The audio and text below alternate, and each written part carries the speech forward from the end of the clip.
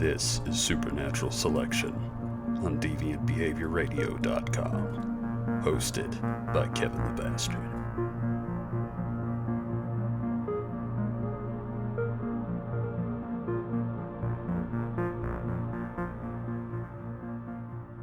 Ladies and gentlemen, welcome to the latest episode of Supernatural Selection. I am Kevin the Bastard.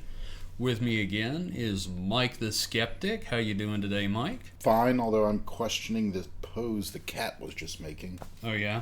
It's like some weird yoga thing. I've never seen a cat do that before. I think it's aliens. Aliens.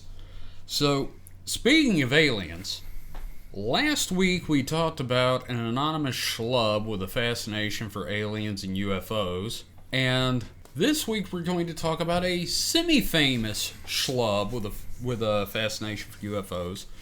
Mike, tell me, what do you know about Mr. Bob Lazar? Well, I saw enough unsolved mysteries and all the other 90s and early 2000s show to know of him. Okay. You know, that he was supposedly worked at Area 51 or whatever. Mm-hmm. And he was basically, you couldn't kick a Supernatural show without seeing him on there. Yeah, or at least mentioned. Yeah, I mean, he was everywhere. He literally was it. If you didn't grow up in the 80s during the heyday of the alien military industrial complex conspiracy theory thing that spawned the X-Files, Bob Lazar was the closest thing they had to a star. Because this dude was, like Mike said, literally everywhere. Kind of like how the big hair dude is today, but, you know. Oh, yeah, Zolakis or whatever his name is on Ancient Aliens. Or was, 8 years ago? We don't have cable, so we don't know if the show's even still going. But, the Aliens meme guy. So, first off, I just want to talk about his name for a second before we really go into attacking his character. Which let me start off by saying I really want to believe Bob Lazar. I wish this was true, because this is like the most awesome freaking alien thing ever. Dude says he worked at Area 51, reverse engineering alien technology. The problem, it's Bob Lazar. Look, watching him like as a teenager, he didn't pass the sniff test. Yeah, no, he definitely came off as like a dog turd. It's like it just smelled like bullshit. I mean, it's like if he knew all this stuff, why would the government let him, How's he not dead? Exactly. That's what you're saying. Silenced. Yeah, exactly. Well, all he says is true. You'd think they would have, did something. Shoot him into space. Let the aliens take him. Something. If any of this was real. So, here's the deal. First off, Bob Lazar, the name. It's like one letter off. Lazar. It's like if this were not his real name, it's like he's sitting there, what would be a cool name to give to the public? Lazar. Bob Lazar. No, that's too bullshit. How about Lazar? It sounds French. It sounds like it's from like a Star Trek villain. He really does. He sounds like he should be like, Spock's intellectual equal. But Spock's human side helps him to outwit the purely logical Bob Lazar. I want to write that now, god damn it. Fuck, that sounds like a classic episode of Star Trek. Like, okay, let's talk about him a little bit. Like, just as a person, the impression we get from the old interviews. Why is this guy a prick? I mean, obviously he's privy to all the mysteries and answers of the universe. I think my problem is that he's so fucking smug about it. Like, yes, I've seen the secrets. They're all out there. I don't know why they haven't killed me, but I've seen everything. And I've seen it all. But, he's so fucking bored of the whole thing, It's like, yeah, I saw the ships, I got to touch one, whatever. I just want to sell illegal nuclear material. Okay. We'll get into that. So, for those of you that don't know, Bob Lazar is an alleged I say alleged because there's some questions about his background. Nuclear physicist that went to like MIT and all these other colleges. He allegedly worked at the Los Alamos testing grounds before being recruited to go and work at Area 51, and then from there to S4, which is allegedly a secret mountain base where they kept all the UFOs. And Bob was responsible for reverse engineering what he referred to as the sports model. The sleek UFO on all the posters. He said there were posters up in S4 of the sport model hovering off the ground that said, "They're here." And I'm like, that's a little on the nose. So I'm a bit of a tech person. Right. I don't have like in-depth knowledge. I'm like not an electrical engineer or something, but I read a lot of tech articles and stuff. Right. And I stayed at a Holiday Inn Express one night. But so I've seen articles about people finding like 70s tech and reverse engineering it.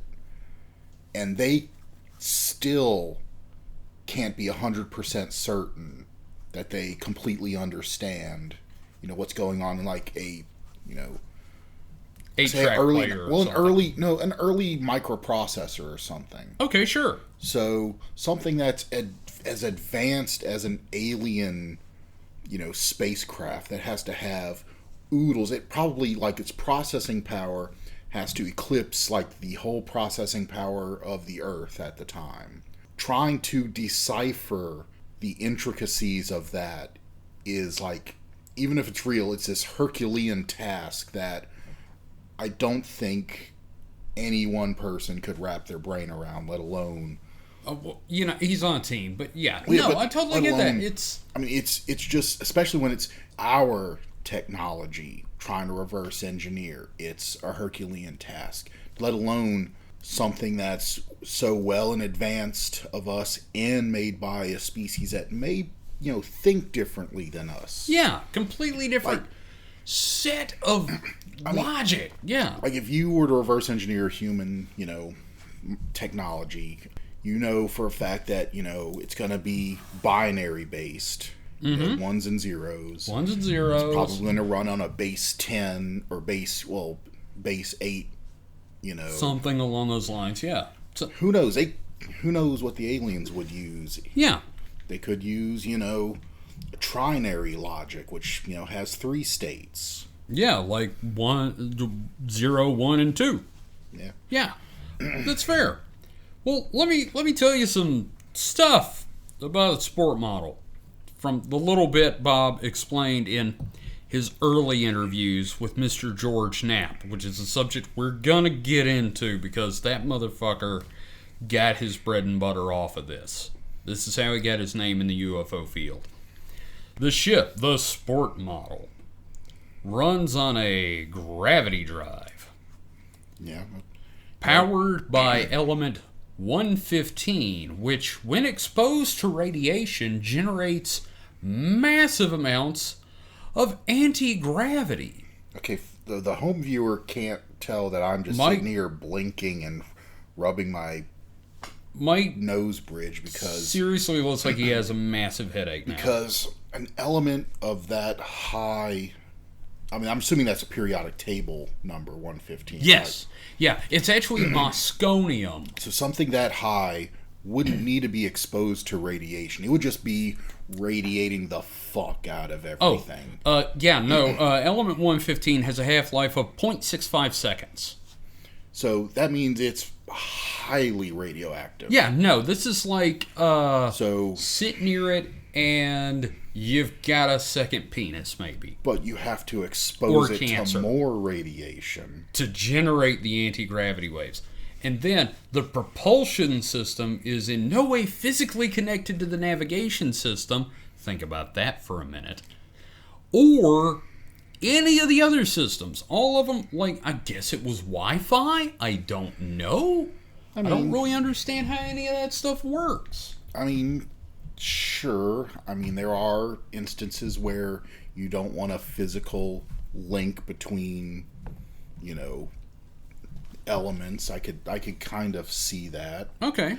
Yeah. But you still have to have something sending power, and the power system is not connected to the propulsion system, which... Well, that... I mean, I know we're working on ways to, like, beam energy. Well, I mean... Wirelessly? So his description says that it basically runs on whatever creates the radiation for the...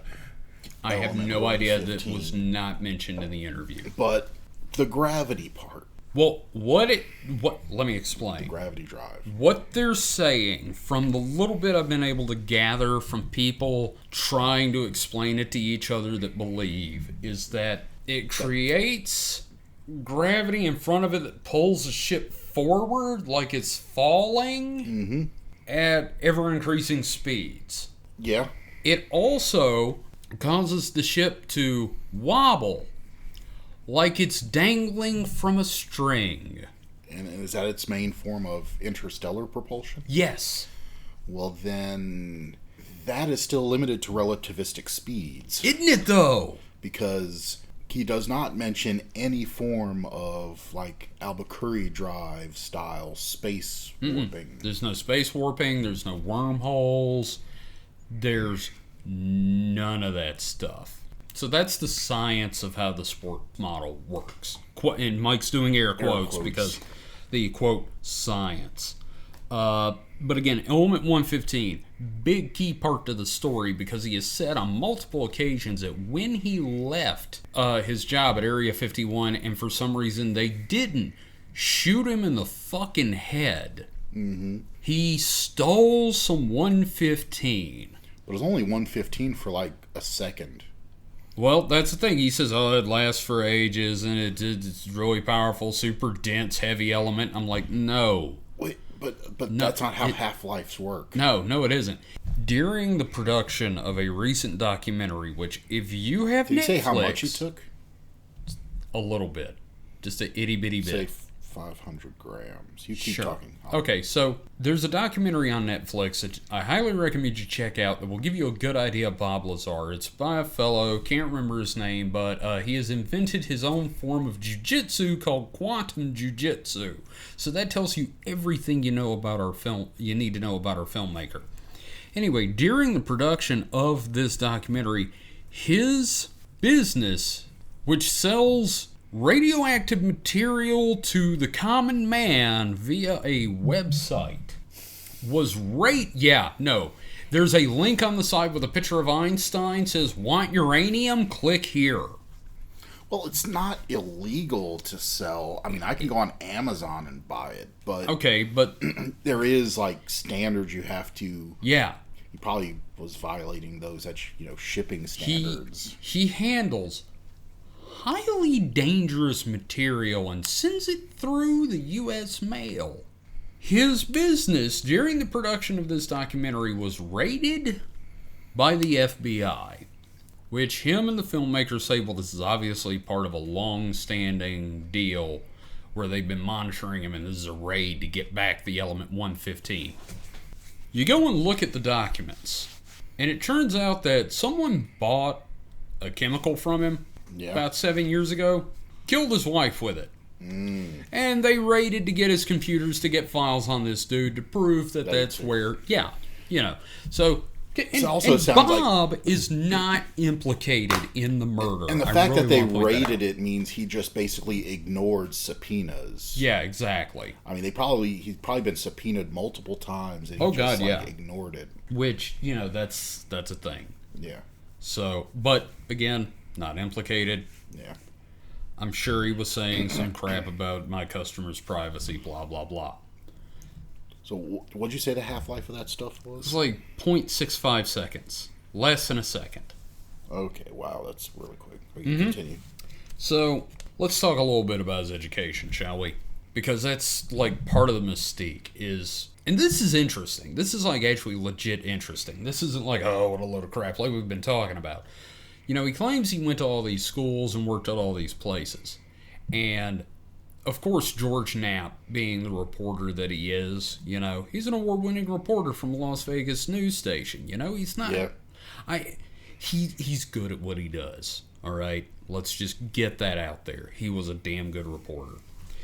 He does his due diligence and researches Bob Lazar's background, and he can't find anything on the guy. Like, he calls all these schools, are like, I have no idea what the fuck you're talking about. I've never heard of this guy before.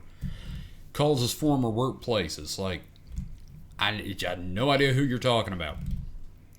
Los Alamos, he calls, and they say, we have no record of a Bob Lazar working here. But he gets a hold of a phone directory from the time Bob says he worked at Los Alamos, Mike. Yeah. And Bob is listed in the phone directory. Yeah. And he calls back, says, I found him listed. Can you tell me about his work history there? And they say, we told you he did not work here. Was he a janitor or something? No. He's listed as a scientist, like a nuclear physicist, or what have you. Yeah. That's the interesting part of the whole thing, you know? Yeah. I'm just saying, like, they're saying he didn't work there. There's concrete proof that, yes, he did work at Los Alamos. Did they erase his existence from the other places and just miss that phone directory? Which we'll get into my theories on that later, but like that is probably the most interesting thing about this entire scenario. Bob did work at Los Alamos. They said he didn't. Yeah, okay. Well, maybe he was disgraced. Maybe he, he left for a reason they don't want to talk about. Yeah, I know. It's just weird to me that it happened like that. Thing is, and this is a major thing, Mike, is watching all these documentaries and interviews with him. Like I said, I talked about how he just kind of comes off as an asshole. And I really want this to be true, but like I just wish it was somebody else. Yeah. Couldn't have happened to a worse guy. Seriously. Oh, and by the way, the half-life of mosconium, well, the however much, let's say he took like 500 grams, half a kilogram of it, it would have decayed in like less than 5 seconds. Like, it would have turned into, the next element. All of it would have decayed by. Yeah. And that's, emitting horrible amounts of radiation. Oh, yeah, This is something that's more radioactive than uranium or plutonium. Maybe it gave him, or even americium. Maybe he gave him brain worms, and that's why he hasn't updated his glasses in like 40 years. Because, like, if you see him today... Those BCGs, man. BGCs? BCGs. BCGs? Birth control glasses. Oh, right. The military. Yeah, no. No, they're not like black frame. They're like the big ones that like drop down. Like, but they're still like grandma's glasses. Pretty much any ugly glasses are BCGs. Yeah. Well, he's apparently got a wife, but like, how? How much did he pay for her from Russia? Oh, how? I come cook for you. That's how another you say cucumber? That's another angle. If he was legit, Russia would have like black. What's the term when they just grab you out of nowhere and like stick you in a hole and pump you for secrets? Like a black. I don't know what the term bag? is. Black bag, probably, where they put the black bag over your head. Maybe. Probably. They would have had snatched him so fast off the streets. Well, yeah, no, they totally would have. That's the other thing, is like, what does he gain from this? Well, actually, you know what? You remember, like, during the week when we were talking about this, we were trying to figure out what's he gained from this. All right. He says that he came forward with this information because this is, like, the most important thing to ever happen in human history, having alien spacecraft. Which, if it were true, yeah, it is. So, if he is telling the truth, either they're just keeping that shit under the tightest wraps possible because we've not seen hide nor hair of this, even in, I mean, fuck, even, all the, stealth crap has come to light. And all that was tested at Area 51. Yeah. Yeah. I mean, pretty much everything, that at the time had been, in Area 51 has pretty much come to light. Yeah. And there's something to be said about, we saw some of the most, serious crap going on. It wasn't a world war. No, but still, I mean, like, even in the 80s, there was still the, what if they nuke us? Yeah. We were still living in the aftermath of the Cold War right up till Glasnost and the fall of the Berlin Wall. I mean, you think they would have used some of this by now if it was, something we had in our back pocket. Oh, God, yeah, no. I mean, like, hell, do you think 9/11 would have happened? Or do you think we would have, They might have let it happen. Oh, We're we're not even getting into that. I don't even want to talk about conspiracy theories that you have want to talk real about jet world. fuel and steel beams? I really want to keep this to, Excuse me. like, the impossible Oh, yeah. impossible, not the possible impossible. Point is, big if true, right? Here's the thing, though. All right, everybody's interested at the time in Area 51 anyway, because that's where the SR-71 Blackbird was, it's where the stealth bomber was, it's where all the skunk work shit is going on, and they were working on the Star Wars program out there at the time. So, what's a good way to make the public think, oh, well, that's just full of shit? Let's say, hypothetically, you pick out this guy, you recruit him. Not terribly likable, he's an alright guy, but you recruit him to work on some stuff. So you take him out in the middle of the fucking desert and you give him a PDF. I'm sorry, this is the 80s. You give him just a printed out document with all this shit about UFOs, right? Yeah. And then you take him through a hangar with what looks like a UFO. And you tell him specifically, this is something that he said happened. We got to take you through the hangar to get to such and such. You were to look straight ahead and not look at any of the crafts you see in this hangar. Thereby ensuring that he only gets a peripheral view, right? Yeah, but he's still going to be like, what the hell's over there? Oh my God, it's a UFO! They're going to probe my butt! They didn't really want him to see that. They would have put a bag over his head. Exactly. So they walk him through this garage full of fucking UFOs to go to the boss's office. And then the boss couldn't have just come to him if it was that. Exactly. You see what I'm saying here? Yeah. So, and the thing is, I'm not saying that Bob Ross is Lazar.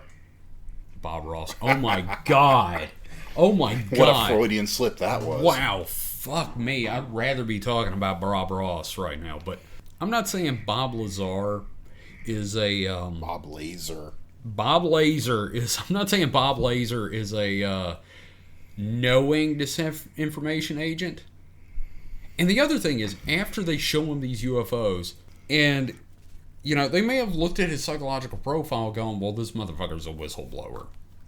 Yeah. So he goes to the media and tells them, and then like, okay, here's the best part. We delete all of his credentials and just make him look like a nut. But leave just enough doubt to where people think maybe. They set him up as a different disinformation agent, thinking there are aliens and spacecraft and all this stuff, and then let him run out in the world to do his thing. That's all well and good except for one problem. What's that problem, Mike? The U.S. government's too incompetent to do that. God damn it, Mike! We couldn't cover up the Iran-Contra affair. We couldn't keep that under wraps, and that was just some, boring-ass gun smuggling. Then what is the deal? What's he get? Because here's the thing. Did he have a book deal left? I mean, from that? No. After his initial flurry of interviews, he went underground, dude. Maybe it was the he used the buzz. He didn't make any money. His whole source of income get his is name. Get his name out there for his radioactive substance company. Possible, but. Yeah, but the thing is, nowhere on the website does it mention Bob Lazar, and nowhere on the website does it mention UFO nutcase Bob Lazar. Well, then he's just a attention-seeking nut job. Why you gotta make this easy, Mike? That's what I do. Well, let's talk about George Knapp for a minute, because he has just as much to do with this as Bob himself. All right, so George Knapp. Here's the fun thing. When he first gets out to Las Vegas, George Knapp starts off as a cab driver, which you gotta talk to people when you're a cab driver, so that makes sense. He ends up getting a job as an intern at the local PBS station, like your local public broadcasting station. Does really well, and he's so personable, they're like, hey, why don't you do some reporting? We'll up you to that. And he does so well, he gets a job at one of the local big three. I hate to say this, I don't remember which one. Now, I need to explain that boys and girls, way back when, we had 3 TV stations and public broadcasting. There was ABC, CBS, and NBC. Before Fox. And it was before Fox. And sometimes you had local Turners.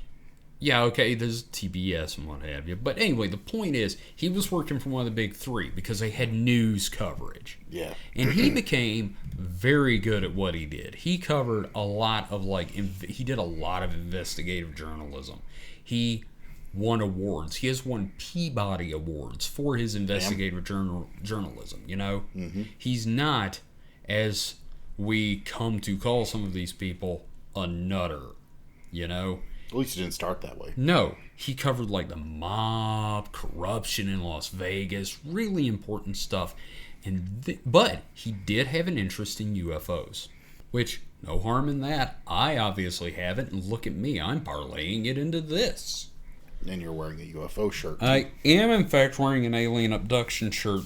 I got the one that I could wear out in public that doesn't say, "Get in, loser, we're doing butt stuff." You could wear that out in public. Yeah, but I couldn't wear it to work. Debatable. Nick thanked me for not getting that one.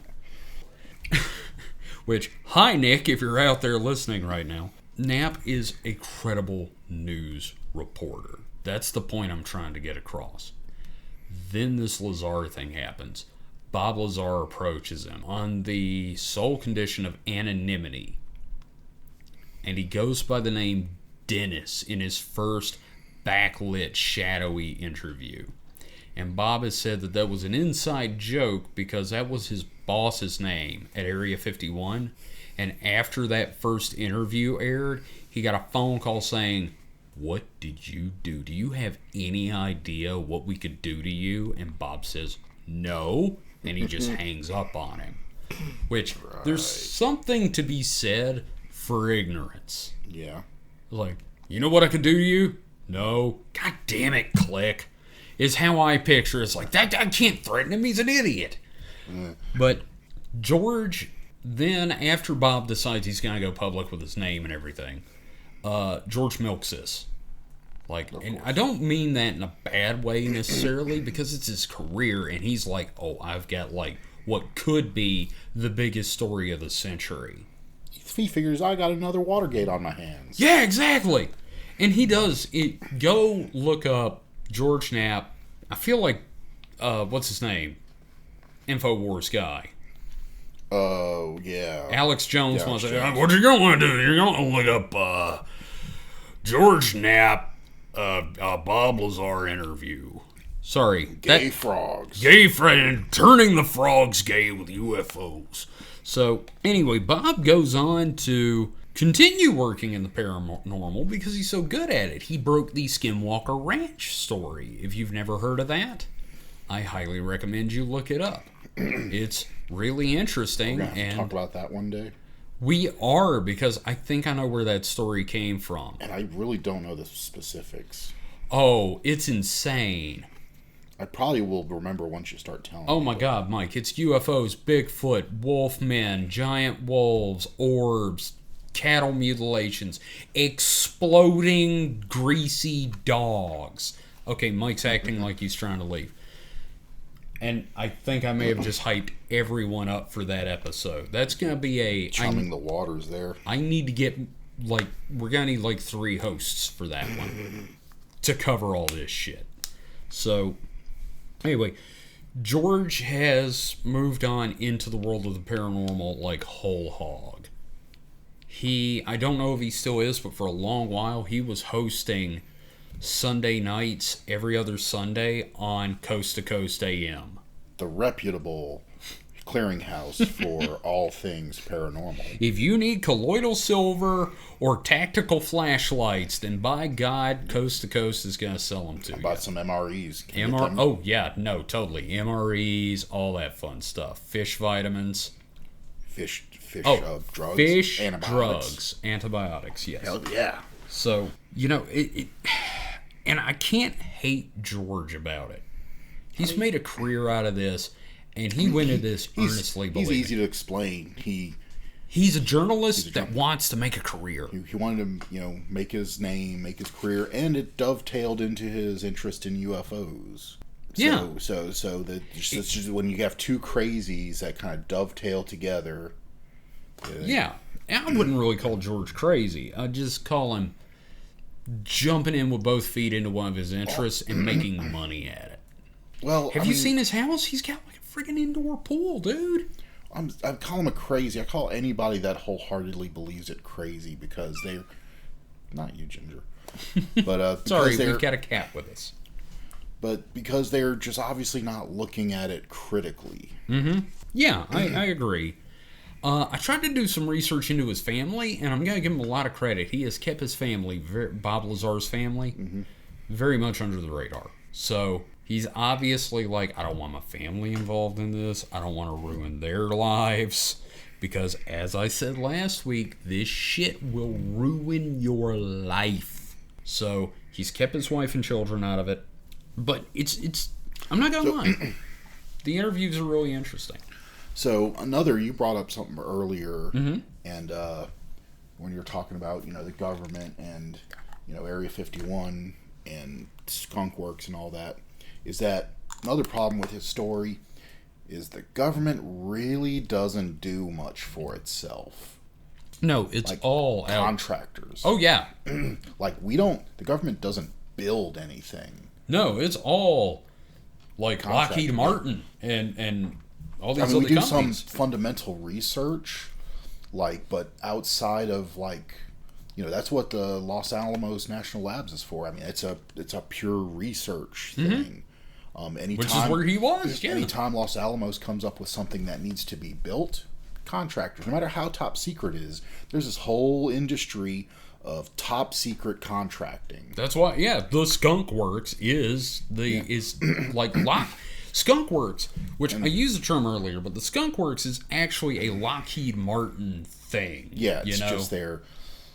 It's their highly secretive, government-centric development program. They're lately, they started out as basically just the Blackbird projects and stuff like that, but lately they've become their own research segment within Lockheed Martin. Like they published some stuff, a couple of years ago about a fusion reactor design from Skunk Works. So there's all kinds of stuff, but knowing a few people that have gone through the top secret, or at least not even top secret, but gone through security clearances for the government as contractors. I keep forgetting some people. Put it to you this way: it is so rigorous, especially nowadays, that they look at your credit, and if you owe too much money, you can't get certain clearances because they feel it can be used as leverage against you. Or you'd steal something. Well, you just become a higher risk for selling secrets. Sure. Okay. Yeah. No, I totally get that. Like if you're way upside down on your house, you're in danger of losing your house. You're not going to get that shit. Some operative from a foreign operator comes up to you and says, hey, we'll give you $100,000 if you steal these plans. Why don't you be like, oh, okay, fine. Otherwise, I'm losing my house. Yeah, no. My kids will hate me. Totally makes sense. So, the security clearances are, no joke. Yeah. So here's the thing about Lazar that I really want to stress is he has really tried to leave this behind since the Knapp interviews. Yeah. He left the UFO world, but, the UFO world wouldn't leave him. He is still people still bring him up. He's recently come out of the woodwork, he did a Joe Rogan interview with the maker of his documentary. And when the documentary. When you drop bombs like that, you can't expect to just walk away. Well, the funny thing is he did for 20, 30 years, he did walk away. And the question is... But they never, like you said, nobody stopped talking about him. He dropped a massive bomb. So, I guess the question is, seriously, since he's never written a book, he's never had a book deal, he didn't even want to do the documentary at first. Until the dude that made the documentary, who's like a self-proclaimed disciple of George Knapp. Yeah. And Bob and George were friends. You know, they became friends. But he hasn't talked to George in decades. Mm-hmm. And that's how the dude got his in, was he was like, George, I'm a friend of George's. I just want to tell your story. And he said, yeah, fine. It'll shut you up and maybe get everybody fucking done for a while. Let's do it. What is he getting out of it, Mike? Because it's not even attention at this point, because he doesn't want the attention. So being kind of reductive and logical like I can be about these things. So it seems like he did work at Los Alamos. Yes. Maybe he had like a mental break there, and maybe he was in a higher security clearance section. Mm-hmm. So, he was listed there, but there was some deniability about, and maybe just something happened. Maybe he had a break there, or some psychological break, like on site, that had to be just disavowed. Maybe, who knows? It could be many things. It could be, So you're saying he had a psychotic break and believed he saw UFOs. Yeah. And being, the Los Alamos, since it seems like he was actually there. What if he was at Area 51? It could have been. Because there's no saying that he wasn't at Area 51 doing work. Didn't he talk in some of his early interviews about the what's the name of that airline company that flies people in? He did. Jane Air. Yeah, he talked about Jane Air. He talked about landing at Area 51 and then being bussed out to S4 in buses that either had no windows or blacked out windows. So he probably did work at Area 51. Yeah. But he probably something happened to where they had okay, you're done. Yeah. I don't. Maybe he got a massive dose of weird radiation that scrambled his brain. Well, it's funny you mention that. We've talked about Area 51 a little bit here, but one of the things I've seen is a lot of times if you look at satellite footage, they will have huge chemical burns. I don't mean people. I mean they will have big ass pits full of chemical containers. Yeah. And burn them. What if you got a big lung full of crazy gas? Yeah. And maybe that's what it was. Because, as I said, oh my God, I want this to be real. I want this to be real so bad. I can taste it. I want there to be UFOs with little gray dudes in them going, beep, boop, please come here. Me want to stick metal thing up your pooper. You want them to abduct you and stick metal things up your pooper? Not me, but other people. Remember, I'm over 40. They're not coming for me, according to Throwaway. What if they change and they want to study the older population? Hell yeah, man, milk my prostate. I don't give a fuck. Excuse me. This is like talking to a 90-year-old man. Just you start laughing and you cough. Yeah. But my point is, I want this to be true. God damn it, I just wish it wasn't him. And here's the other thing. I waffle on Bob Lazar sometimes, Yeah. There's the part of me that rationally goes, there's no goddamn way this dude worked at Area 51 and saw UFOs. Yeah. But he's just enough of an asshole for me to be they would have gotten somebody with more of a cult of personality to come out, a friendly dude. I don't know. I mean, he's, some of your best, smartest scientists are pricks. And not even necessarily pricks because, Elon Musk. Come on, man. He's not likable. Well, no, I'm saying, calling him... I mean, he's a smart dude. Don't get me wrong. And Elon Musk is a brilliant man. But I wouldn't call him brilliant, though. He's a smart man.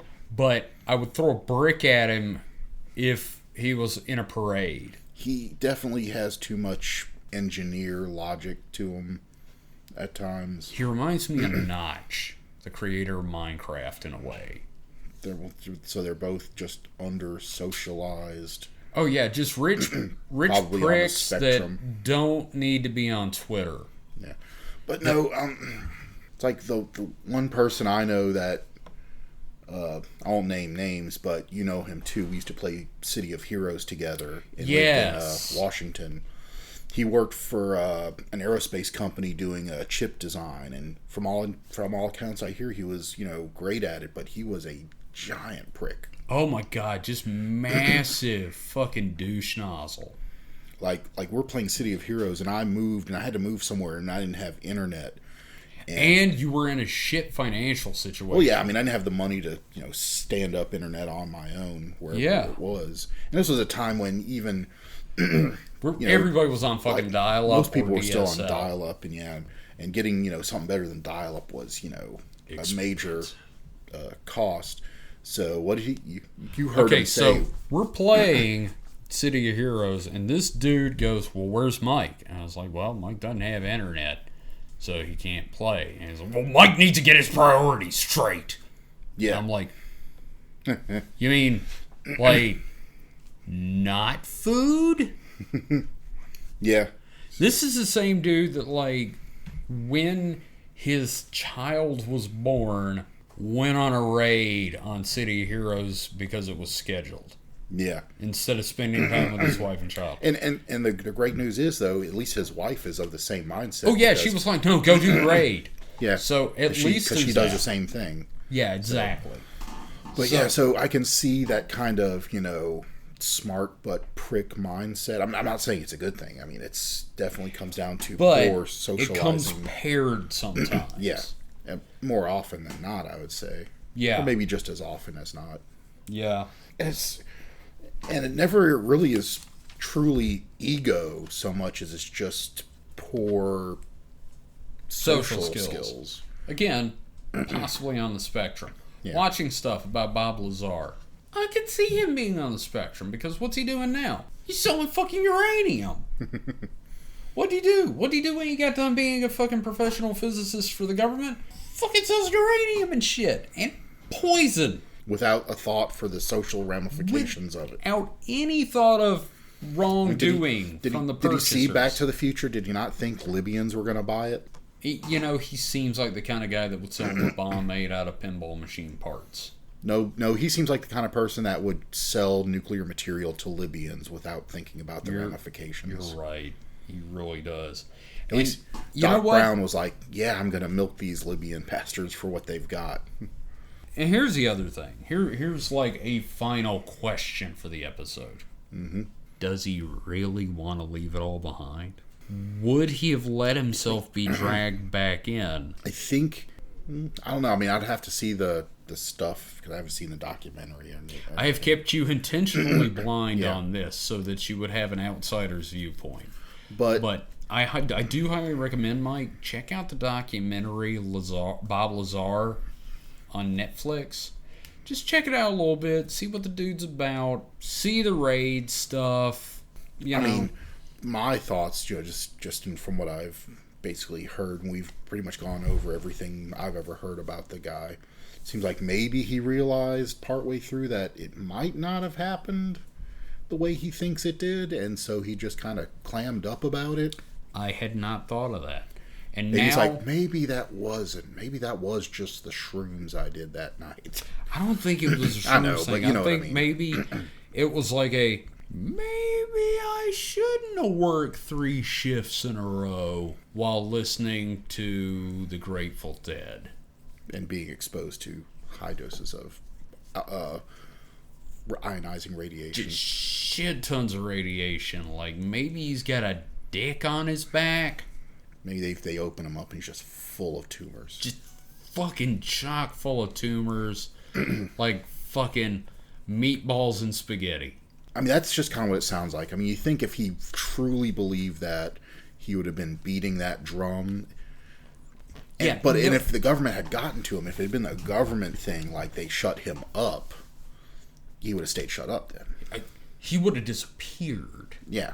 He would have been in the witness protection program, living somewhere in fucking Wyoming, raising emus. As Steve Johnson. No, Dick Radar. Oh my God, that's fucking brilliant. Dick Radar may be the best thing I've heard tonight. But yeah, I mean, you're all right, because the thing is about the UFO phenomenon, obviously, just from you knowing me, once this shit literally touches you in any way, you're got. You never leave it behind. How long have we known each other? Too long. I've been into this since way before I met you. And I'm still into it. And I'm still screaming about the aliens. Even though I'm more rational now than I ever was before. But I still want to believe. You know? Yeah. Because goddammit, I've seen some shit. I've seen some shit that I can't explain. And I've got my own theories now about it. I don't really believe in the concept of nuts and bolts UFOs. Yeah. I firmly believe that a higher dimensional plane overlapping ours and causing some bizarre Looney Tunes-esque environment is actually way more probable than breaking the light speed barrier. Hate to break it to Look, you. let's not get into that now, okay? That's for another day. And you're never going to dissuade me, all right? God damn it, Mike. Look, this is just shit. Like, if I have to explain the stuff that I'm reading about, this is what I use to explain it, okay? I would just use that I don't have enough information to explain it to explain it. Well, here's the thing. Here's the thing I've noticed about people in UFOs. Let me rephrase that. Into UFOs. People in UFOs are little gray dudes, but people into UFOs, we grasp for an explanation. Like, we gotta have something, minus all evidence. How do you think this whole thing about the Greys and the reptilians and the guys from fucking all these other planets, you know, the whole thing about the insectoids and the Greys and the reptilians and the Draco reptilians and all that crazy shit? Some guy saw what was probably a fucking airplane and just filled all of it in with lizard people. Yeah. I think I'm being fairly rational compared to that. Yeah. Okay? I'm just saying.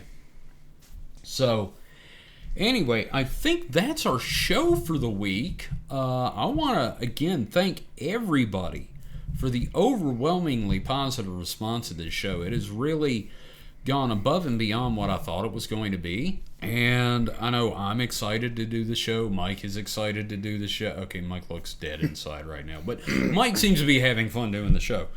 And we've got some news about the show that I'd like to share before we leave. We have a website now. You can go to supernaturalselectionpod.com and you can find links to where you can subscribe on Spotify, iTunes. You can find it on podcasts.com. You can donate, which would be fantastic. You know, I'm not going to turn down money. We don't have a lot of costs at the moment, but we would love to upgrade equipment to something that is not just Audacity running on my computer with a Yeti. Yeah. You know? We also are now on social media. You can find us on Twitter. Our handle is Supernatpod.